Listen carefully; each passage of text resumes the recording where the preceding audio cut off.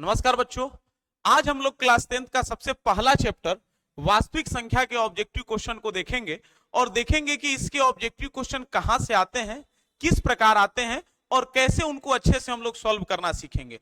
और आपको हम बता दें कि ये वीडियो देखने के बाद आपको इसके अलावा किसी भी ऑब्जेक्टिव क्वेश्चन की तैयारी नहीं करनी पड़ेगी और एक एक क्वेश्चन को हम लोग काफी आसान भाषा में सॉल्व करना सीखेंगे।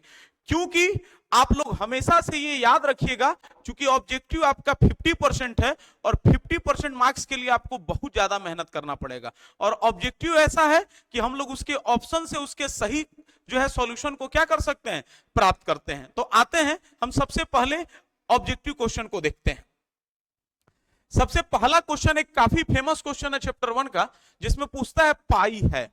तो सबको पता है कि पाई जो है एक अपरिमेय संख्या है। पाई क्या है? एक अपरिमेय संख्या। ये बहुत फेमस क्वेश्चन है। ये पूछता है पाई क्या है, तो पाई एक अपरिमेय संख्या। तो आप ऑप्शन नंबर बी टिक कीजिएगा। अब आते हैं इसके नेक्स्ट क्वेश्चन पर। दूसरा क्वेश्चन कर रहा है कि 3 + 2√5 एक डैश संख्या, ये कौन सी संख्या है? तो 3 एक परिमेय संख्या है और 2√5 एक अपरिमेय संख्या है। और हम जानते हैं कि परिमेय तथा अपरिमेय संख्या का योग हमेशा एक अपरिमेय संख्या होता है, तो इसीलिए ये आपका ऑप्शन हो जाएगा अपरिमेय संख्या। अब आते हैं इसके नेक्स्ट क्वेश्चन की तरफ। तीसरा नंबर हमारा क्वेश्चन कर रहा है कि निम्न में से कौन परिमेय है? तो सबको पता है परिमेय संख्या जो P/Q के रूप में लिखी जा सके, अर्थात जो रूट में ना हो। तो देखते हैं, पाई आपका नहीं होगा चूंकि पाई अपरिमेय संख्या है। √7 भी नहीं होगा चूंकि यह रूट में है, और रूट में जो पूर्ण वर्ग संख्याएं नहीं होती हैं वो कभी भी परिमेय संख्या नहीं होंगी। ये आपको देखते हैं 3√2, ये भी आपका नहीं होगा। लेकिन √16/25 ये रूट में है, लेकिन आप देख सकते हैं कि 16 चूंकि 4 का स्क्वायर होता है और 25 जो होता है वो आपका 5 का स्क्वायर होता है। और सबको पता है कि स्क्वायर से रूट कैंसिल हो जाएगा और इसका आंसर क्या हो जाएगा, 4/5। तो ये 4/5 P/Q के रूप में है, तो इसीलिए इसमें परिमेय संख्या क्या है, √16/25। अब आते हैं अगले क्वेश्चन की तरफ। अगला क्वेश्चन है निम्नलिखित में से कौन परिमेय संख्या। फिर उसी टाइप का रिलेटेड क्वेश्चन और बहुत ज्यादा क्वेश्चन पूछता है ये। पहला है बाबू 49/64। तो 49 अगर आप लोग को याद है तो 49 7 का स्क्वायर होता है और 64 8 का स्क्वायर होता है। और सबको पता है स्क्वायर से रूट कैंसिल हो जाता है, तो क्या हो जाएगा, 7/8। अब ये तो हमको परिमेय संख्या मिल गया, ऑप्शन ए हमारा सही है। लेकिन अब ये कैसे गलत है आपको बता देते हैं। 81 9 का तो स्क्वायर होता है, लेकिन 91 किसी का स्क्वायर नहीं होता है, तो ये भी गलत हो जाएगा। ये भी आपका ऑप्शन क्या हो जाएगा, गलत हो जाएगा। और ये क्यों परिमेय संख्या? क्योंकि 49 का स्क्वायर 7 होता है, 64 का स्क्वायर 8 होता है। स्क्वायर से रूट कैंसिल हो जाएगा और जो रूट से संख्याएं बाहर रहती हैं वो क्या कहलाती हैं, परिमेय संख्या कहलाती हैं। अब आते हैं अगले क्वेश्चन की तरफ। अगला क्वेश्चन कर रहा है कि 1.121121121112 डॉट डॉट डॉट एक है। किसी भी संख्या में, चाहे वो 1.23 डॉट डॉट डॉट डॉट आगे जब ये संख्याएं रहे अनंत तक, वो संख्याएं हमेशा आपकी क्या होती हैं, अपरिमेय संख्या होती हैं। तो इसीलिए इसका कौन सा ऑप्शन सही हो जाएगा, ए नंबर सही हो जाएगा। अब आते हैं नेक्स्ट क्वेश्चन की तरफ। अगला क्वेश्चन कर रहा है कि निम्नलिखित में पाई/2 क्या है। तो बाबू आप जानते हैं कि पाई एक अपरिमेय संख्या है, तो पाई में अगर किसी से भाग करते हैं तो वो भी आपका क्या कहलाएगा, अपरिमेय संख्या। यानी पाई/2 भी एक अपरिमेय संख्या, यानी ऑप्शन नंबर सी इसका क्या होगा, सही होगा। अब आते हैं नेक्स्ट क्वेश्चन की तरफ। अगला क्वेश्चन हमारा कह रहा है कि x² - 5x + 4 = 0 में x का मान क्या होगा।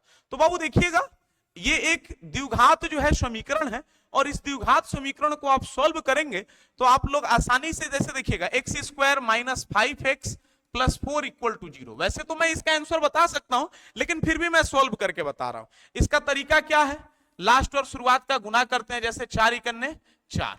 अब ऐसा संख्या ढूंढना है जिसको गुना करने पर 4 आ जाए और जोड़ने पर कितना आ जाए, 5। तो सबको पता है 4 × 4, और 4 और 1 को हम जोड़ेंगे तो वो कितना आ जाएगा, 5 के बराबर आ जाएगा। 4 और 1 को हम लोग जोड़ते हैं तो वो 5 के बराबर आ जाएगा। तो यहां पर लिखेंगे x² - 4 + 1x + 4 = 0। तो ये x² - 4x - 4x -1x + 4 = 0। अब बाबू देखिएगा, यहां पर 2x है, यहां पर 1x है, तो x कॉमन निकालेंगे तो x माइनस क्या हो जाएगा, 4। यहां से 1 कॉमन निकलेगा, x माइनस प्लस क्या हो जाएगा, -4 = 0। अब x माइनस 4 दोनों जगह है तो x minus 4 x minus 1 equal to 0। अब यहां से हम लोग बाबू निकालते हैं, यदि x माइनस 4 इक्वल टू 0 है तो x का वैल्यू 4 होगा, और x माइनस 1 इक्वल टू 0 है तो x का वैल्यू कितना हो जाएगा 1। और पूछा है कि x square minus 5x plus 4 equal to 0 में x का मान क्या होगा, तो देख रहे हैं कि x का मान 4 निकला है और x का मान 1 निकला है, और 4 और 1 हम जानते हैं कि ये क्या है, पूर्णांक है, तो इसीलिए इसका ऑप्शन नंबर ए क्या होगा, सही होगा। अब आते हैं नेक्स्ट क्वेश्चन की तरफ।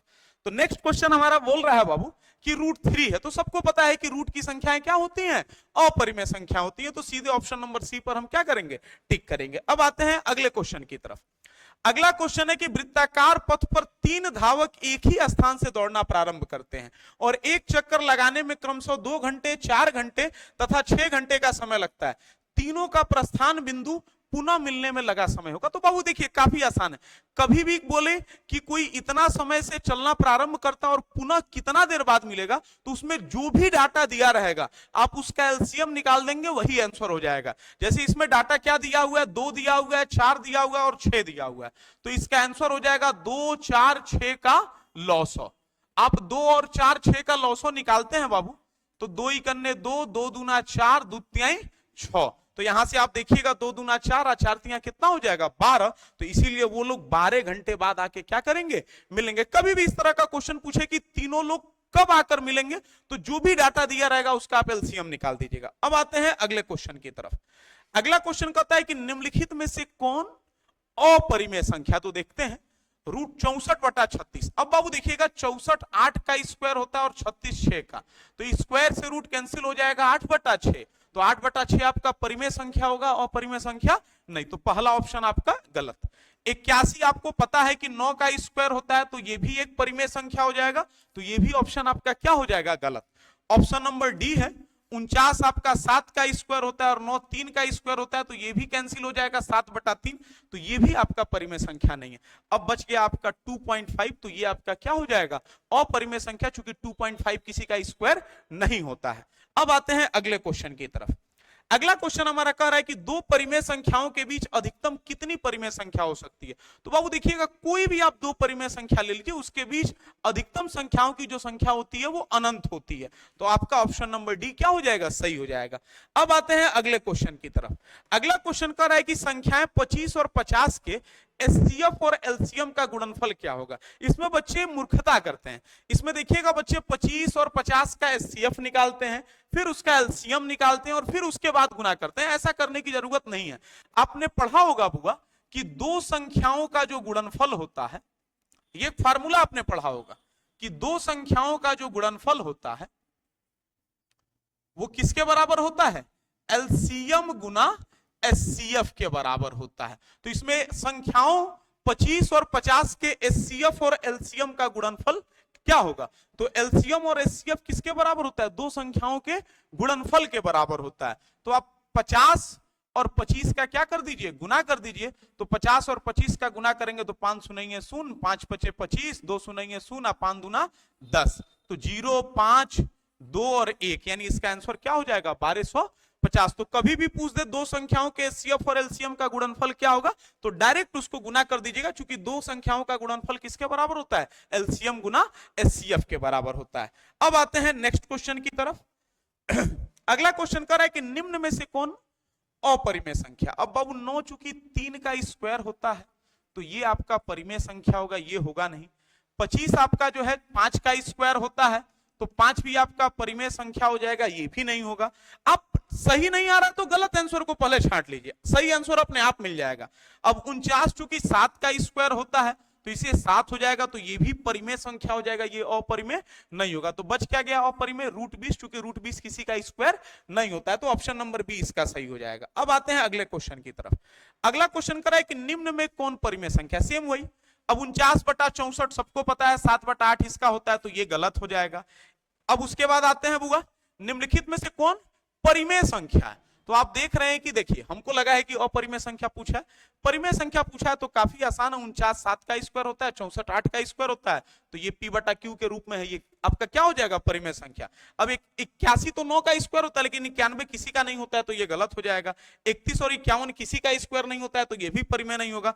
49 तो 7 का स्क्वायर होता है लेकिन 101 नहीं होता है, इसीलिए ये भी परिमेय संख्या नहीं होगा, इसीलिए ऑप्शन ए आपका क्या हो जाएगा, सही हो जाएगा। अब आते हैं अगले क्वेश्चन की तरफ। अगला क्वेश्चन कर रहा है कि 1640 में 2 का अधिकतम घात क्या, कुछ भी नहीं करना है, इसके लिए आपको 1640 का जो है अभाज्य गुणनखंड निकाल देना। अब 1640 का अभाज्य गुणनखंड निकालेंगे तो 2 अठे 16, 2 दूना 4 और 2 सुनेंगे 0। अब फिर इसको करते हैं बाबू, तो 2 चौको 8, 2 इकन्ने 2, फिर इसको 2 से करेंगे तो 2 दूना 4, भाग नहीं जाएगा तो 0, 2 पचे आपका कितना हो जाएगा 10, फिर 2 से करते हैं तो 2 इकन्ने 2 0। अब ये 2 से बाबू 205 नहीं कटेगा, तो चूंकि 2 से हम लोग कर रहे हैं तो ये कितना बार में कट जा रहा है, 3 बार जो है कट जा रहा है ना, शायद ये भी एक बार कट जा रहा है। 2 दूना 4, अब फिर जो है आपका 2 पचे 10, यानी 2 कितना बार आ रहा है, 3 बार, तो इसीलिए 1640 में 2 का अधिकतम घात कितना होगा 3। आप हमेशा ध्यान रखिएगा, एक बार और इस क्वेश्चन को हम बताते हैं। आपसे पूछा है कि 1640 में 2 का अधिकतम घात क्या होगा, तो आप कीजिएगा कि 1640 लिखिएगा और उसको 2 से काटिएगा, 2 अठे 16, 2 दूना 4 0, फिर 2 से करेंगे तो 2 चौको 8, 2 इकन्ने 2, फिर आपका क्या हो जाएगा 0, फिर 2 से करेंगे तो 2 दूना 4 हो जाएगा, फिर आपका 1 तो भाग नहीं जाएगा 0, 2 पचे 10। अब 205 चूंकि आपका 2 से नहीं कटेगा तो आपसे केवल 2 का जो है घात पूछा है, तो 2 कितना बार है, 1 बार 2 बार 3 बार, तो इसीलिए इसमें 2 का घात क्या हो जाएगा 3 हो जाएगा। अब आते हैं नेक्स्ट क्वेश्चन की तरफ। नेक्स्ट करा है कि निम्न में से कौन परिमेय संख्या, तो बाबू देखिएगा ये √3 है तो ये आपका क्या हो जाएगा अपरिमेय, ये परिमेय संख्या में अपरिमेय जोड़ा गया तो ये भी क्या हो जाएगा अपरिमेय, √6 भी आपका क्या हो जाएगा अपरिमेय, लेकिन इसमें देखिएगा ये √2 से √2 क्या हो जाएगा कट जाएगा और बच क्या जाएगा 2, और 2 एक परिमेय संख्या, तो इसीलिए आपका ऑप्शन नंबर बी क्या हो जाएगा सही हो जाएगा। अब आते हैं नेक्स्ट क्वेश्चन। यूक्लिड विभाजन एल्गोरिथम 2 धनात्मक पूर्णांक के निम्न में से किसे परिकलित करने की तकनीक है, तो सबको पता है कि यूक्लिड विभाजन प्रमेयिका से हम केवल एचसीएफ निकालते हैं। एचसीएफ को हिंदी में क्या कहते हैं, मौसो, तो यूक्लिड विभाजन प्रमेयिका मौसो निकालने के लिए काम आता है, मौसो परिकलित करने के लिए काम आता है। अब आते हैं अगले क्वेश्चन की तरफ।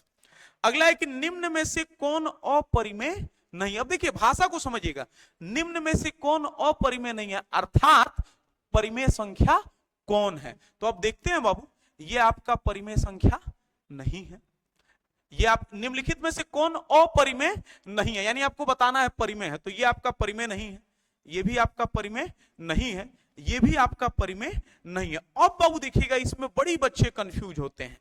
अब 75 आप देखिएगा, 75 को हम लिखते हैं 25 गुना 3 और 48 को लिखेंगे 16 गुना 3। इसमें बहुत बच्चे, चूंकि इसमें आंसर ही उनको नहीं मिलता है। अब 25 किसका स्क्वायर होता है 5 का, ये तो रूट से बाहर निकल जाएगा लेकिन √3। 16 किसका स्क्वायर होता है 4 का, तो ये √3। अब देखिएगा ये √3 से √3 कट जाएगा, बच क्या जाएगा 5/4, तो इसीलिए आपका ऑप्शन डी क्या हो जाएगा अपरिमेय नहीं है, अर्थात √75/√48 क्या है एक परिमेय संख्या। कैसे, आप देखिए रूट से रूट कट गया। तो इस तरह के क्वेश्चन से बचना है और आपको घबराने की जरूरत नहीं है, आपको हर प्रकार के क्वेश्चन को सॉल्व करना सीखना। और वैसे ही हम लोग बिहारी हैं और बिहार बोर्ड का तैयारी कर रहे हैं और बिहारी आदमी किसी से नहीं डरता है। जैसे आपको पता है ना कि कर लो चाहे तुम जितनी कोशिश, अब हम नहीं रुकेंगे, और तुम राजा हो या सुल्तान, हम बिहारी कभी नहीं झुकेंगे। तो ये तो बिहार बोर्ड का एग्जाम है, आपको इससे डरने की आवश्यकता नहीं है।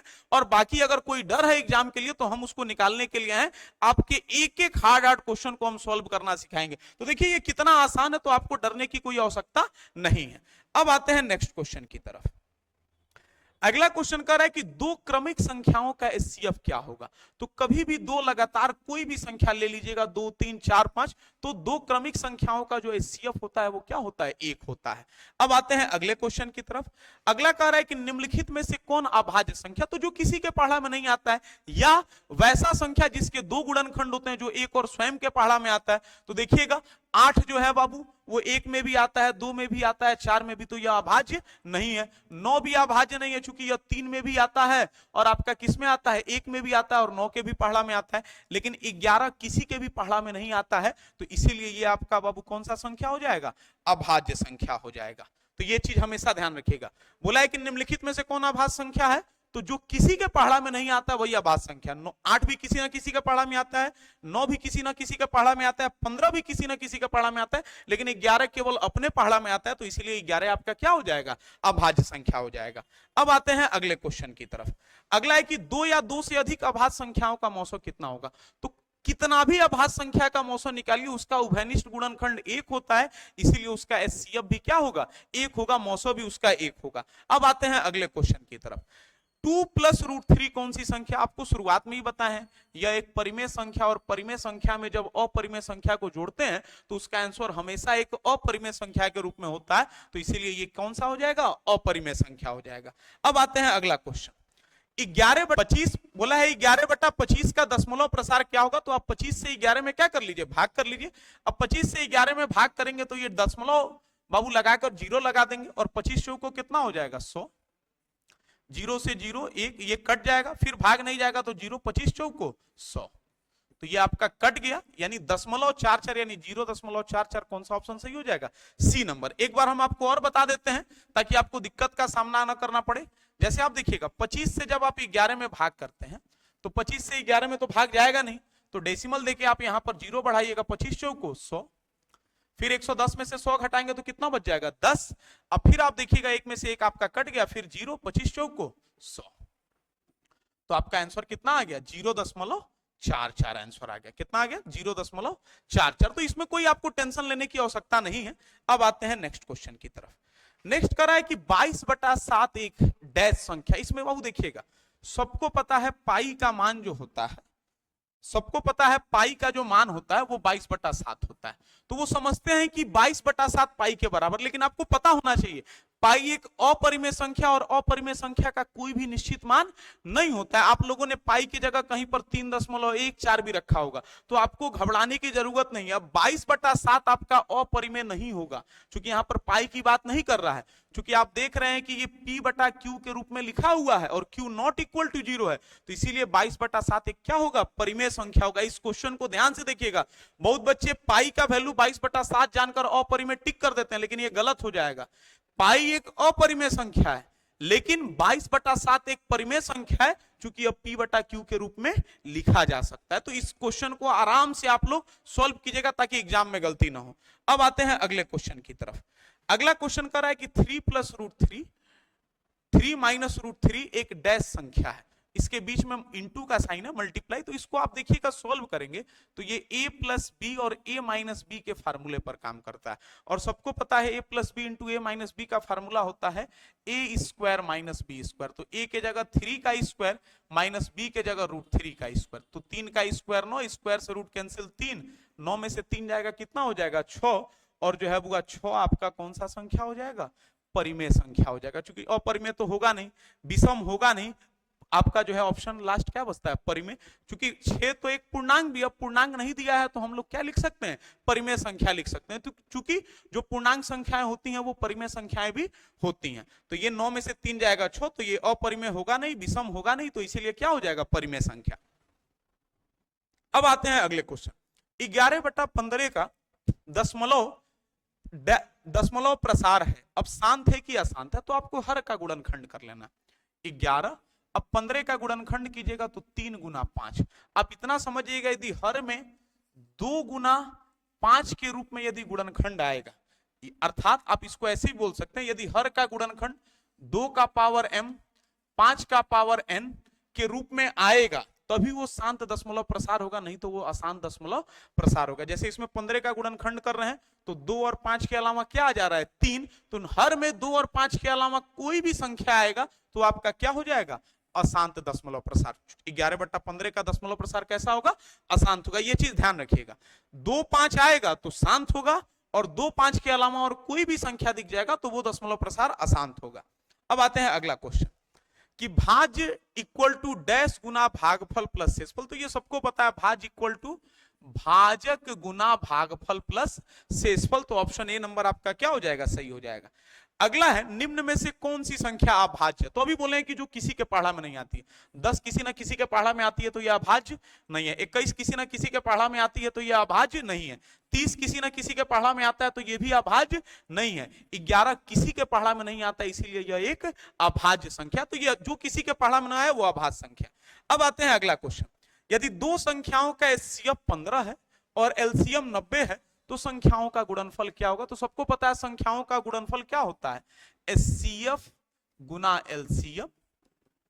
अब आपको क्या दिया होगा, 15 गुना 90। तो आप इतना ध्यान रखिएगा कि 15 नामा कितना होता है, 135। एक जीरो यहां पर बढ़ा देंगे तो 1350, यानी ऑप्शन नंबर सी क्या हो जाएगा, सही हो जाएगा। तो काफी आराम से क्वेश्चन को सॉल्व करिएगा आप लोग। अब आते हैं नेक्स्ट क्वेश्चन पर कि यहां पर बाबू देखिएगा मिस्टेक है। ये क्वेश्चन आपका ऐसे है, 3 + 2√5 एक डैश संख्या है। तो सबको पता है 3 + 2√5 एक क्या है आपका, अपरिमेय संख्या। अब आते हैं अगले नंबर क्वेश्चन पर।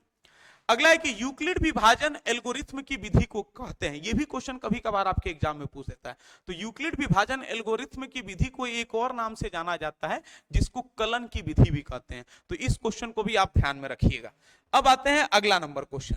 अगला है कि परिमेय और अपरिमेय संख्याओं का गुणनफल क्या कहलाता है? परिमेय और अपरिमेय संख्याओं का गुणनफल क्या कहलाता है? तो आप देखिएगा, आपको कोई भी हम एक परिमेय संख्या ले लेते हैं 2 और एक अपरिमेय संख्या ले लिए √3, तो इसको गुना किए 2√3 और 2√3 एक कौन सी संख्या हो गई, अपरिमेय संख्या हो गई। तो कभी भी परिमेय और अपरिमेय संख्या का गुणनफल एक अपरिमेय संख्या कहलाता है। तो ये चीज ध्यान रखिएगा। अब आते हैं अगले नंबर क्वेश्चन की तरफ। किसी विभाजन प्रक्रिया में a = bq + r, तब r का मान डैश जो है बाबू होगा। अब देखिएगा a = bq + r है, तब r का मान जो है बाबू ये अनेक होगा, अद्वितीय होगा, या भिन्न होगा, या इनमें से कोई नहीं होगा। तो आप देखिएगा किसी एक क्वेश्चन के लिए r का जो मान होगा वो एक क्या होगा, अद्वितीय होगा। तो ऑप्शन नंबर बी आपका क्या हो जाएगा, सही हो जाएगा। तो इस क्वेश्चन को थोड़ा सा ध्यान से करने का प्रयास करते हैं। अब आते हैं नेक्स्ट क्वेश्चन पर। नेक्स्ट क्वेश्चन है, वास्तविक संख्या मूल रूप से कितने प्रकार की होती है? तो वास्तविक संख्या मूल रूप से बाबू 2 प्रकार की होती है। मूल रूप से वास्तविक संख्या 2 प्रकार की होती है, एक परिमेय संख्या और दूसरी क्या बाबू, अपरिमेय संख्या। अब आते हैं अगले क्वेश्चन पर। यदि हर का गुणनफल 2 का पावर m गुना 5 के पावर n के रूप में हो तो दशमलव प्रसार कैसा होगा? तो अभी ये बताएं कि यदि हर का गुणनफल 2m और 5 के पावर n के रूप में हो तो उसका दशमलव प्रसार कैसा होगा, शांत होगा। अब आते हैं अगले क्वेश्चन की तरफ कि यदि भाग एल्गोरिथम a = bq + r में a 72 हो, b 9 हो और q 8 हो तो r का मान ज्ञात कीजिए। देखिए कोई दिक्कत नहीं है, आपको a = bq + r, आपको a का मान कितना दे दिया, 72। आप आसानी से देखिए, b का मान आपको कितना दे दिया है, 9, q का मान कितना दे दिया, 8, प्लस r का मान कितना होगा, तो 72। 9 8 72 प्लस r, अब 72 प्लस 72 है तो -72 = r। 72 में से 72 घटाएंगे 0, यानी r का मान किसके बराबर निकला, 0 के बराबर। तो इसीलिए इसमें r = क्या हो जाएगा, 0, ऑप्शन नंबर डी। अब आते हैं अगला क्वेश्चन कि निम्न में से कौन सा परिमेय है? तो पाई आपका क्या है, अपरिमेय है। √7 भी आपका क्या है, अपरिमेय है। 3√3 भी आपका क्या है, अपरिमेय है। लेकिन 16 4 का स्क्वायर होता है और 25 क्या होता है, 5 का। तो स्क्वायर से रूट कैंसिल हो जाएगा तो 4/5, तो ये आपका क्या हो जाएगा, परिमेय संख्या हो जाएगा। अब आते हैं अगला नंबर क्वेश्चन पर। तो अगला कह रहा है कि ये थोड़ा सा क्वेश्चन ऐसे है बाबू, ये प्रिंटिंग एरर है, 18.1625। तो कभी भी दशमलव की ऐसी संख्या में 18.1625 है तो वो हमेशा बाबू एक परिमेय संख्या होती है। अब वही यदि इसके आगे डॉट डॉट डॉट लग जाएगा तो यही संख्या आपका क्या कहलाएगा बाबू, अपरिमेय संख्या कहलाएगा। तो इस चीज को हमेशा ध्यान रखिएगा, जिसमें डॉट डॉट डॉट नहीं लगा वो परिमेय संख्या कहलाएगा, और जिसमें आप डॉट डॉट डॉट लगा दिए वो क्या कहलाएगा, अपरिमेय संख्या कहलाएगा। ये देख लीजिए, अब वही अगर यही रहता 18.1625 तो ये आपका क्या है, परिमेय। अब वही इसके आगे डॉट डॉट डॉट लगा दिए तो ये क्या कहलाएगा, अपरिमेय संख्या। तो ध्यान रखेंगे इस क्वेश्चन को। अगला क्वेश्चन कह रहा है कि 10 और 30 के बीच कितनी अभाज्य संख्या, तो निकाल लेते हैं। 10 के बाद क्या आता है, 11। 11 किसी के पढ़ा में नहीं आता है तो अभाज्य संख्या 12 होगा नहीं, चूंकि 12 आता है पढ़ा में। इसके बाद जो है 13 हो जाएगा। 14 भी किसी ना किसी के पढ़ा में आता है, 15 भी आता है, 16 भी आता है, 17 किसी के पढ़ा में नहीं आता है, 18 भी आता है, 19 किसी के पढ़ा में नहीं आता है, 20 भी किसी ना किसी के पढ़ा में आता है, 21 भी आता है, 22 भी आता है, 23 किसी के पढ़ा में नहीं आता है, 24 भी आता है, 25 भी आता है, 26 भी आता है, 27 भी आता है, 28 भी आता है, 29 किसी के पढ़ा में नहीं आता है। यानी 10 और 30 के बीच में 1 2 3 4 5 6, यानी 10 और 30 के बीच में कितनी अभाज्य संख्या है? 6। आसानी से निकालिए, कोई आपको घबराने की जरूरत नहीं है। अब आते हैं अगला क्वेश्चन, प्रथम 50 प्राकृतिक संख्याओं का योग होगा। ये काफी इंपॉर्टेंट क्वेश्चन है। ये प्रथम 50 की जगह प्रथम 100 भी पूछ सकता है, तो हम इसीलिए आपको फार्मूला जो है लिखवा देते हैं। प्राकृतिक संख्याओं के योग का जो फार्मूला होता है, प्राकृतिक संख्याओं का योग, ये आप फार्मूला हमेशा याद रखिएगा, n इंटू n प्लस 1/2। अब जैसे देखिएगा प्रथम 50, n का मतलब आपको क्या रख देना है? 50। अब यहां पर हम लोग रखेंगे 50 गुना 50 प्लस 1 और बटा कितना हो जाएगा? 2। अब 2 से इसको कट करेंगे तो 25 दूना 50। अब ये 25 गुना आपका क्या हो जाएगा? 51। अब आसानी से इसको गुना कर लेंगे, 25 से आप 51 में गुना करते हैं, एकदम छोटा छोटा स्टेप करके बता रहे हैं। 5 इकन्ने 5, 2 इकन्ने 2, 5 पचे 25 को 5 हासिल बचा 2 और 5 दूना 10, 2 12, तो 5 5 2 7, 2 और 1, यानी प्रथम 50 प्राकृतिक संख्याओं का योग आपका कितना आ गया? 1275 आ गया। यानी प्रथम 50 संख्याओं का योग ये आपका कितना हो जाएगा? 1275। और बाबू देखिएगा यहां पर आपका ऑब्जेक्टिव क्वेश्चन समाप्त होता है, और हमें उम्मीद है कि आपको इसको सॉल्व करने के बाद एक भी क्वेश्चन में दिक्कत का सामना नहीं करना पड़ेगा। मिलते हैं हम लोग अगले वीडियो में नेक्स्ट चैप्टर के साथ। जय हिंद, जय भारत।